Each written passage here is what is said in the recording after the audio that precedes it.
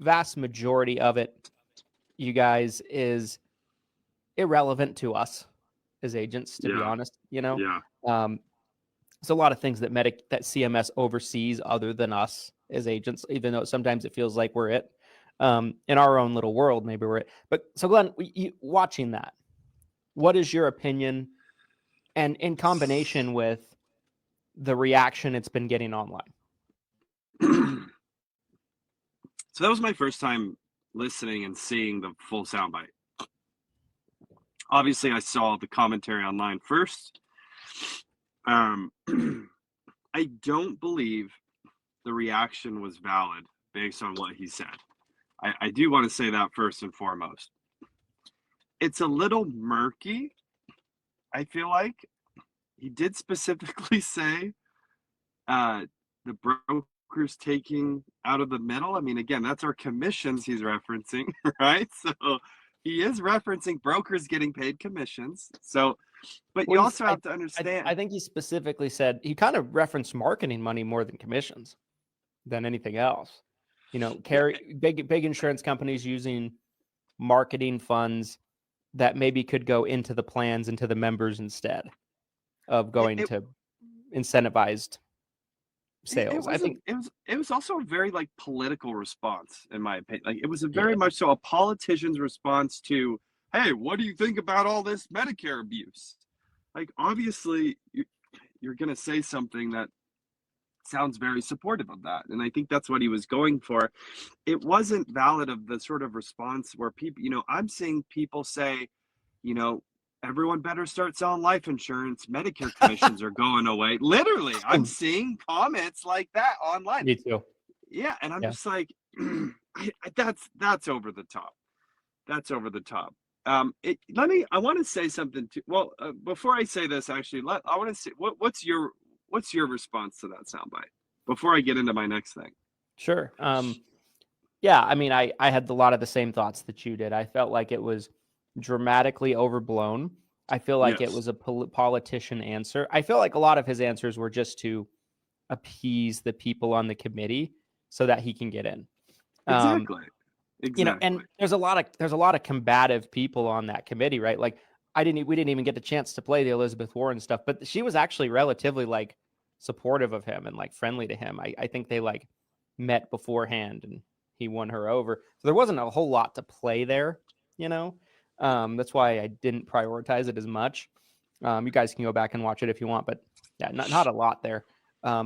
There is one thing that she said, though, that was specifically going after, it seems like United Healthcare, where she specifically, calls out the insurance companies, United Healthcare. So that was a soundbite we could have probably tried to squeeze in there, but there wasn't really anything directly at him that she said. But no, I think that specific soundbite came across to me as he's just trying to give the answers that he thinks they want to hear. I don't think what he said was necessarily wrong if you dissect it, because what have we as agents been complaining about for years? Call center reps, using Joe Namath, Jimmy J.J. Walker commercials to lure in your clients, promising them benefits they can't get, and then flipping them to a worse plan, right? And so that's basically what he said. I mean, we've all been screaming about it online for 5 years now. Yeah. And so he just basically reiterated what we've all been saying for years. He's not wrong, right? He's not wrong about that. Now, is there too many agents? I don't know. I don't love the sound of that. I don't know how you line up. Every third agent's getting cut. Here we go. I don't know how you prevent that, though. You can't. But I thought there wasn't enough. I thought that's been the whole thing this whole time, is we don't have enough brokers to handle the beneficiaries. I think if you look by the numbers, it's still an underserviced population. So, and at the end of the day, right, he's not there. He's not involved. So he's kind of speaking on things he doesn't really have a lot of knowledge about because he's not there. He hasn't been granted access to all of the sensitive information he would need to do his job. So I take it with a grain of salt, everything that he said. 100%. Do I think we're going to 100%. have, do I think that it's going to be a change where, every 2 years people can change? No, I don't see that ever happening, because no other health insurance, no other type of insurance works that way. I would be shocked if that actually was something that happened. But, it was such a small topic of conversation, which makes me believe that that is not the highest priority going into CMS is I agree. come after agents. I agree. It was discussed for 45 to 60 seconds out of 3 hours and 20 minutes.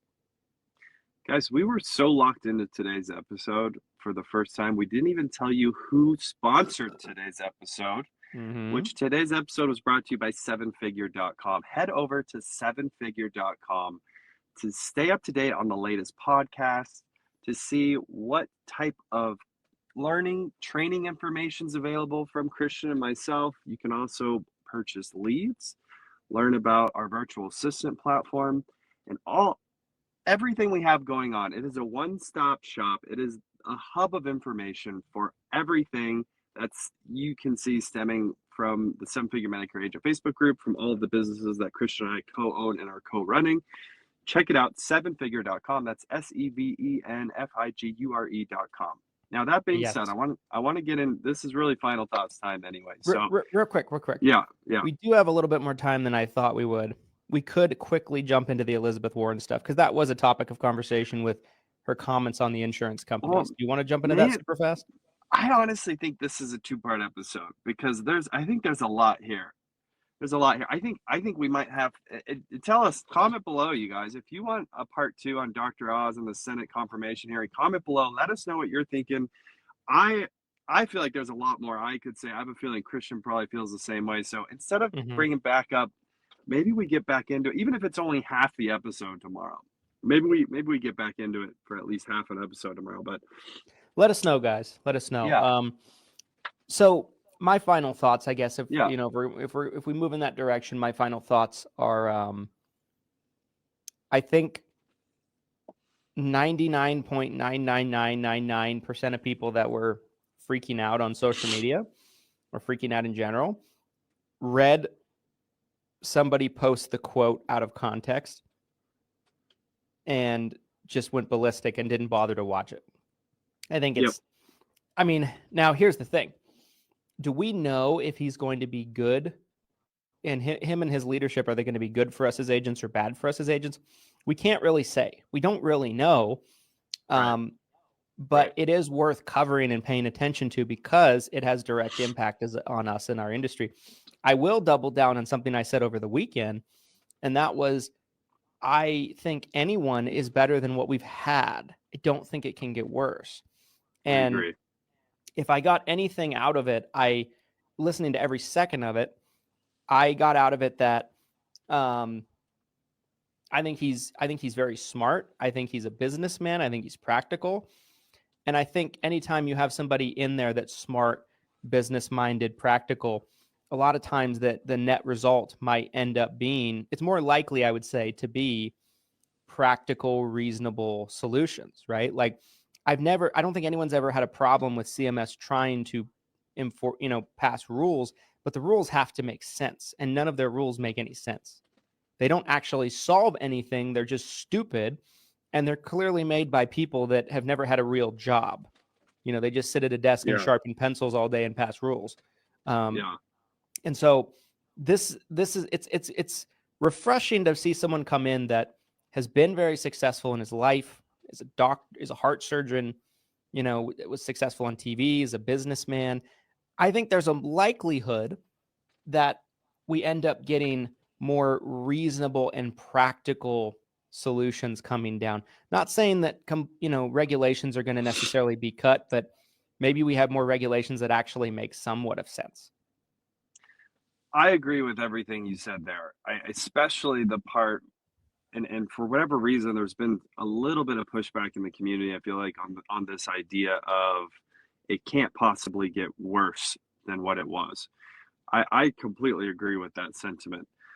Here's the final thought that I was thinking over this weekend that I really wanted to share on this podcast, you guys, and share with Christian and kind of see what his thoughts were. But Christian and I collectively, we have interviewed thousands of people to work for us. over the years, literally thousands. I'm not making that number up. We have literally interviewed thousands of people.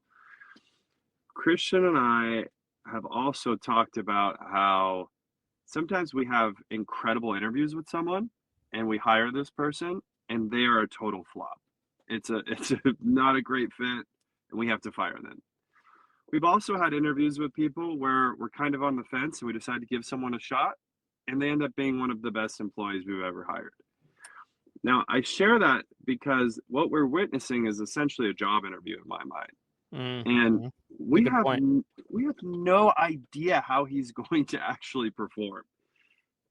It hasn't, like I said at the start of this, he hasn't even had day one yet. And for whatever reason, as the jury, we are all casting our votes already on whether we think he's going to do a good job or he's not going to do a good job. Let's see what happens. Let's get him in office. Let's put him in this administrator role and let's see if he's actually going to do a good job or not.